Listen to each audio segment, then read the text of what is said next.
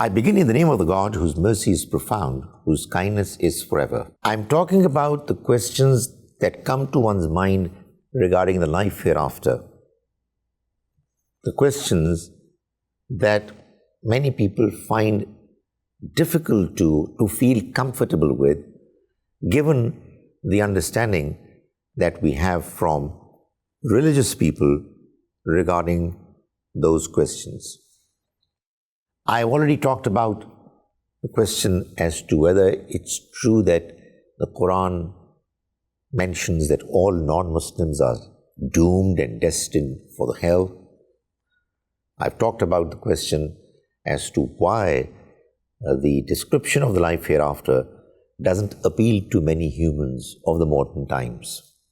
I've talked about the question as to why the punishment of the hereafter is going to be so long. I've already talked about the question as to why Satan has been allowed to allure us towards the wrong path. Why is it not unfair? In this presentation, I am going to talk about guidance. The question is that when the Quran says that it is only God who guides and it is He who misguides, if that's true, then it doesn't seem to be very fair for those people who are misguided, because it is God who misguided them. And those who have been guided by God, they too have got nothing special to offer. They don't deserve to be rewarded because it wasn't their decision to be guided.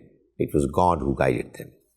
So we must understand this question a little more in detail from what the Quran tells us about this subject. Before I talk about what the Quran has to say about this question, let me first define what guidance is.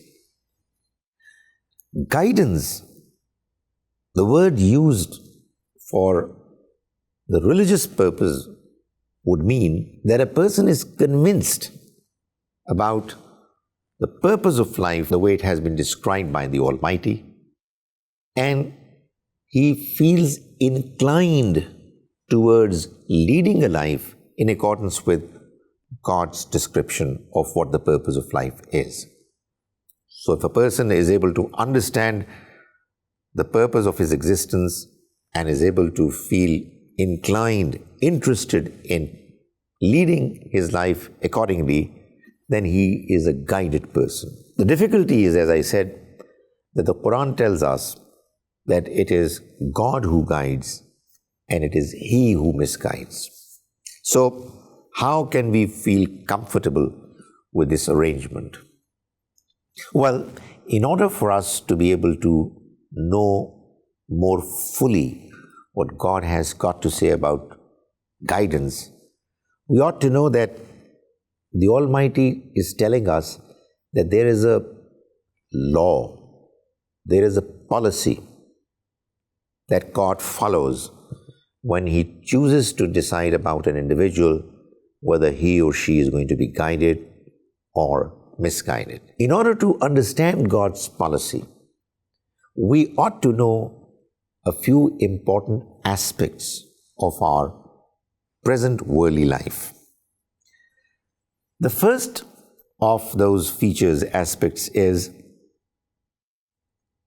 freedom. We humans are free to choose. That's what makes us so unique. In a certain domain of our lives, we are absolutely free to choose whatever we want to. The Quran tells us, for instance, we have shown him the way he can be thankful or unthankful. This is Surah 76, verse 3. So, God has given us freedom to be thankful or unthankful. It's up to us. It is precisely for this reason that the angels, when they were informed by the Almighty about His plan to create man, the angels were not convinced. And they asked God as to why He is doing so, even when they are there to serve Him, to glorify Him, to praise Him, to worship Him. The reason why the angels were led to feel that the creation that the Almighty is about to make are the ones who will have freedom to choose to do whatever they would want to. And they felt that there's going to be a lot of misuse of that freedom on the part of the men, the humans that are going to be created, and we know that they were not very wrong. The second aspect of our present worldly life that ought to be clearly known for understanding God's scheme regarding guidance is that we know what is right from what is wrong. We are free to choose, and we know what is good and what is bad, what is evil and what is virtuous. The Quran tells us in Surah 91, chapter 91, verses 7 and 8, the soul and the way He fashioned it is a testimony. Then He instilled in him its evil and its piety. In another verse, the Quran says, in another passage, Surah 75, verses 14 and 15, man knows his soul clearly even though he presents excuses. In other words, the Quran is telling us that we know what is right, morally right, from what is wrong. So that's another aspect of this life. A third aspect of our worldly life is that even though we know that evil is bad, evil in many cases is attractive. It offers certain temptations which are difficult to resist. And virtue is trying, it's testing, apparently boring. Now, this adds to the seriousness of the challenge that we humans face. That's how God fashioned the trial of this life.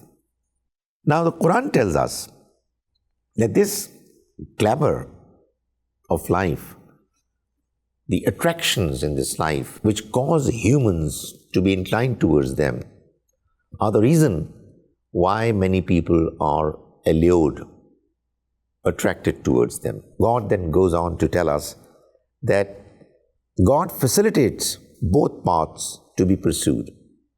In other words, the freedom that He has provided us with is there for us to avail, whether we choose to follow the right path or we choose to follow the evil path. So, in Surah 92, verses 5 to 10, the Almighty says, the one who gives is careful and accepts the truth. We make the task easy for him. We make the path of moving towards ease easier for him. And the one who is miserly, is carefree, and rejects the truth, we make the path of moving towards the difficult end easy for him. In other words, the good path is ultimately going to lead to ease, and the ultimate end of ease, a life of ease. But the path of evil is going to lead the individual to the path of difficulty. But the Almighty has made both paths possible to be pursued. He doesn't stop people from doing evil. Now include in these features another aspect of the worldly life, and you would be better equipped to understand God's policy about guidance and misguidance. And that feature is the feature of degeneration. Even though we know what is right from what is wrong, we know that people pursue the wrong way because of its glamour. People tell lies not because they don't know that telling a lie is wrong or bad, but because in telling lies, many people get benefited. They earn huge wealth, they are able to become famous, and so on. So, the Quran tells us that when we do something wrong, our conscience pricks. It asks us to stay away. However, even though there is a tussle between our conscience and the attraction towards evil, there are many people who continue to move towards the evil way, ignoring the voice of the conscience. Now, when it so happens, there comes a time when human inclination towards goodness and human clarity about morality gets compromised. Humans tend to get degenerated. So the Quran mentions the description of some such people whose morality got degenerated. It says in Surah 83, verses 1 to 3, "Woe to the cheaters." They were traders who would commit frauds, cheat. Quran says, "Woe to the cheaters who, when they take the measure from people, take it fully. But when they measure out to others or weigh out for them, they give less than is due."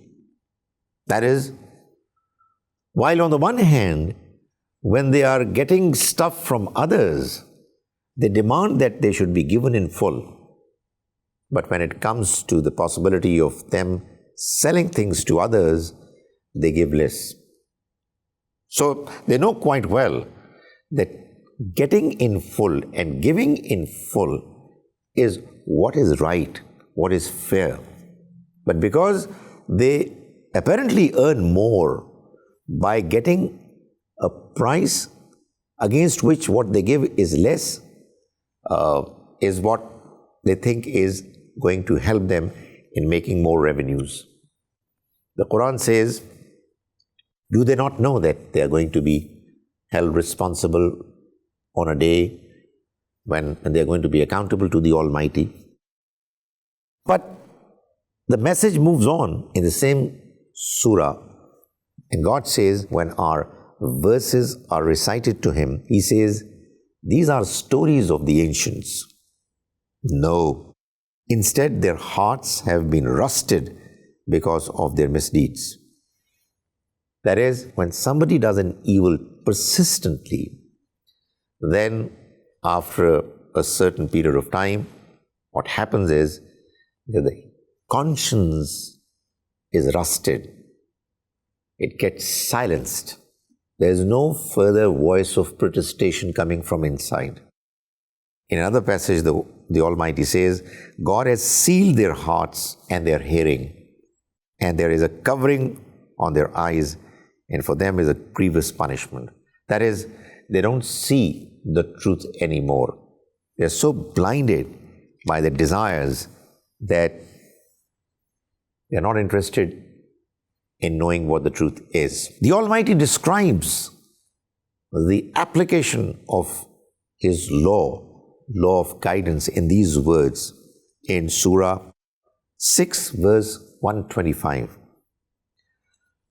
Whomsoever God wills to guide, He opens his chest for Islam, and whomsoever He intends to misguide, He makes his chest narrow and squeezes it so tight that he feels breathless as if he is climbing towards the sky. That is how God places filth on those who don't want to believe. Filth of immorality, filth of frauds, of lying, of taking unfair decisions, of harming others, filth of obscenity, filth of other evil deeds. So, in other words, the freedom that we have been provided with, which we can exercise on our own volition, we know what is right from what is wrong, but because what is wrong is quite often glamorous and what is right is quite often difficult, we use our freedom injudiciously, incorrectly, and incline towards doing what is evil and what is wrong. When an individual does so over and over again, there comes a time when his conscience is completely rusted and ceases to protest on evil acts anymore. God's message appeals to the good soul that we all have inside us. But if this soul, if this conscience, if this heart has been rusted, has been hardened, has been blackened, there is no way that God's message would appeal to such people, even if they will be presented with that message. So that the Almighty says that He is the one who guides and He is the one who misguides. But in the verse that mentions this rule, verse 56 of chapter 28, towards the end, He says, وَهُوَ أَعْلَمُ بِالْمُهْتَدِينَ. He knows who are the ones who deserve to be guided, and He knows who are the ones who deserve to be misguided. This description leads us to the understanding that it's extremely important that as humans, we avoid what is evil. We avoid what is bad, what is morally unacceptable, which is what is morally filthy. Because you never know that if we start doing things that are wrong, then they can become a big impediment. They can stop the process of learning the truth because we'll not be interested. You see, you learn the truth only when you are interested. And you can only be interested in the truth if you have cared to preserve your good nature. But if you have spoiled your good nature with your own hands, with your own misdeeds, which you've done voluntarily, then nobody is to be blamed but you yourself for doing what you've done. The Quran therefore says that those people who do things wrong knowingly, they are the ones who are zalamu anfusahum, who are being unfair to themselves. They are being unfair to themselves because they are spoiling their good nature and they are doing evil to cause their future to be doomed. There are two questions that still remain, which, if they are not properly answered, this whole description of the law of guidance can still remain unconvincing. One question is, why is it that some genuinely good people still don't get guided? And the other is, why is it that some people seem to be religiously guided? They are following all the rituals that religion asks them to go through, and yet they are evil. They are telling lies, they are cheats. The answer to the first question is that we don't know who is genuinely a good person and who is not, because genuine goodness entails that we do good things with true intentions, genuine intentions. Only God knows that. However, another aspect of the reality about guidance is that people will get guided if they're really good on the one hand, and guidance is presented to them properly, convincingly. So if a person is genuinely good, but God's message is not presented to him properly, because the people who are the custodians of that message are either evil people and therefore they don't impress others, or they don't have the ability to present the message properly, then those who are not getting religiously guided are not to be blamed. As for the second question, why is it that some people who seem to be religiously guided are not good people? Well, the answer is that we don't know who is an evil person and who is not. Sometimes some people do things which are wrong, but they may have been forced by their circumstances, and you never know at what stage of one's life a person may change. But the other aspect of the answer is that by merely following certain rituals, by appearing to be a religious person, you don't become a guided person. True guidance is not just in form, but it's in spirit, in intentions, and in real, genuine attachment to God's message.